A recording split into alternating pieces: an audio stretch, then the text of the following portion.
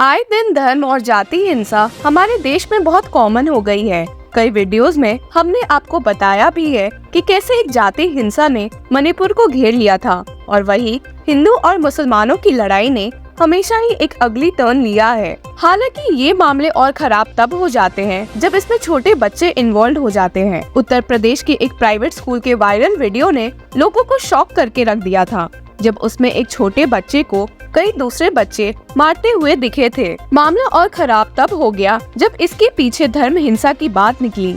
Supreme court ने एक पिछले सुनवाई के दौरान उत्तर प्रदेश सरकार को फटकारते हुए कुछ ऑर्डर्स पास किए थे, जिन्हें उन्होंने फॉलो नहीं किया है और इसी की वजह से सुप्रीम कोर्ट उनसे बेहद नाराज दिखी है। उत्तर प्रदेश सरकार को डांटते हुए सुप्रीम कोर्ट ने क्या कहा है, इस वीडियो में हम चर्चा करेंगे। पर मामले में घुसने से पहले एक नजर इस इनफेमस वीडियो पर भी डाल लेते हैं। उत्तर प्रदेश के एक मुजफ्फरनगर के प्राइवेट स्कूल में ये देखा गया कि तृप्ति त्यागी, जो उस स्कूल की एक टीचर है, ने कुछ और लड़कों को एक 7 साल के मुस्लिम लड़के को फिजिकली असॉल्ट करने को कहा।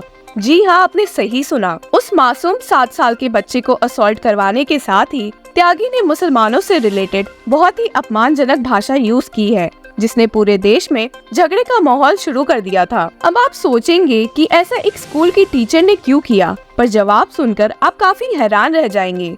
ये सब तृप्ति त्यागी ने बस इसलिए करवाया क्योंकि उस 7 साल के बच्चे ने मैथ्स के मल्टीप्लिकेशन में कुछ गलतियाँ कर दी थी और ये उसकी सजा थी।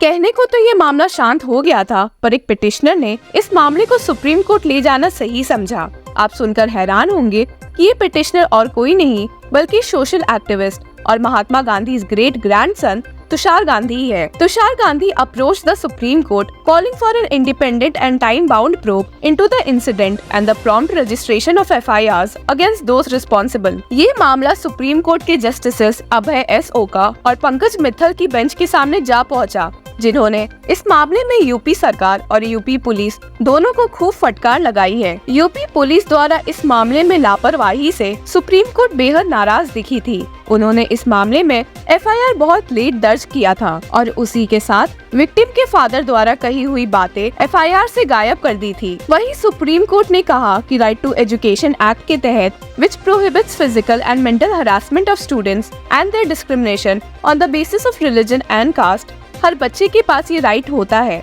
और इस मामले में विक्टिम की ये राइट वायलेट हुई है, stating that there is a prima facie failure on the part of the state। Supreme court ने इस मामले की जांच एक सीनियर IPS रैंक ऑफिसर से करवाने की मांग की थी और तो और उस बच्चे को एक न्यू एडमिशन और काउंसलिंग दिलवाने को भी कहा था। और बस इन्हीं ऑर्डर्स को यूपी सरकार ने फॉलो नहीं किया, जिससे सुप्रीम कोर्ट उनसे काफी गुस्सा है। हियरिंग के शुरुआत में ही जस्टिस ओका ने यूपी सरकार के द्वारा इन ऑर्डर्स का पालन नहीं करने पर असंतोष व्यक्त किया। He said, "Where is compliance regarding counseling admission?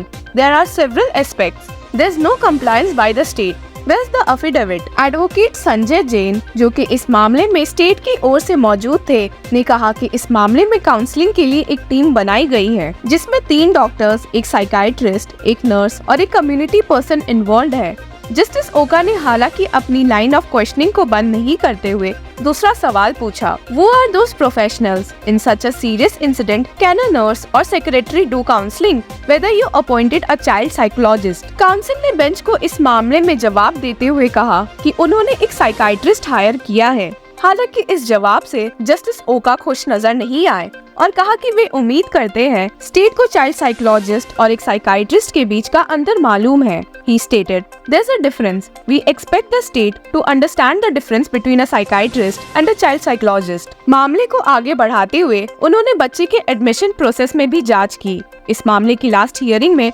उन्होंने स्टेट को ऑर्डर दिया था कि वे बच्चे का एडमिशन एक प्राइवेट स्कूल में करवाए, जैसा कि उसके फादर चाहते हैं।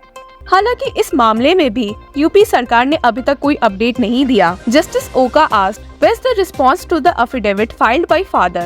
Not a single compliance by the state. He's not been admitted to a single school." हालांकि स्टेट काउंसिल ने उन्हें समझाने की कोशिश की कि इस मामले में स्टेट नेसेसरी स्टेप्स उठा रही है और ऐसा जल्दी हो जाएगा। हालांकि सुप्रीम कोर्ट की बेंच सिर्फ इस बात से खुश नहीं दिखी। Bench stated, "Show us that the school has agreed to admit students. First, produce a letter by school. There's no compliance by state. Who's the secretary? We will procure his presence. Show us a single statement. We have gone through the affidavit meticulously. Court ने इस मामले में involve expenses की responsibility की भी बात की, जिस पर स्टेट काउंसिल ने कहा कि सारा खर्चा इकोनॉमिकली वीकर सेक्शन के स्कीम के तहत जाएगी। हालांकि इसके बावजूद भी बेंच ये सोचने पर मजबूर हो गई कि इस मामले में क्या यूपी सरकार खुद से कुछ काम नहीं कर सकती और हमेशा ही सुप्रीम कोर्ट को कुछ ऑर्डर्स देने पड़ेंगे। Justice Oka said, "Unless we pass an order, they won't do anything. Whether you want to comply or you want to do face saving." State के काउंसिल ने जवाब देते हुए कहा कि वे सुप्रीम कोर्ट के सारे ऑर्डर्स से जरूर कंप्लाई करेंगे।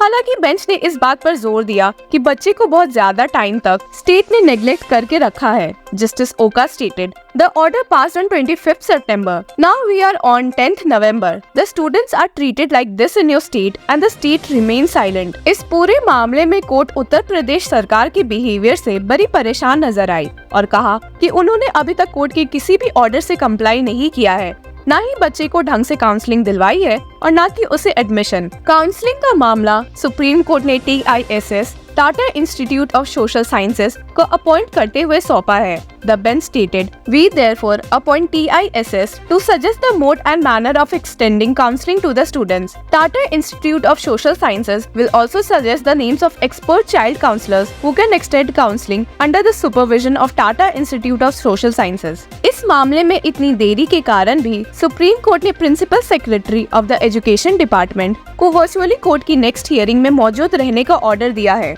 बेंच ने कहा है कि एजुकेशन सेक्रेटरी नेक्स्ट हियरिंग में कोर्ट में मौजूद रहे तो ज्यादा बेहतर होगा, and stated, "To avoid any strong action by the court, we hope and trust that the secretary will personally look into the matter and ensure that the order passed by this court are complied in letter and spirit and affidavits are placed at least 3 days in advance before next date." और इसी के साथ ये मामला 11 दिसंबर के लिए post किया गया है।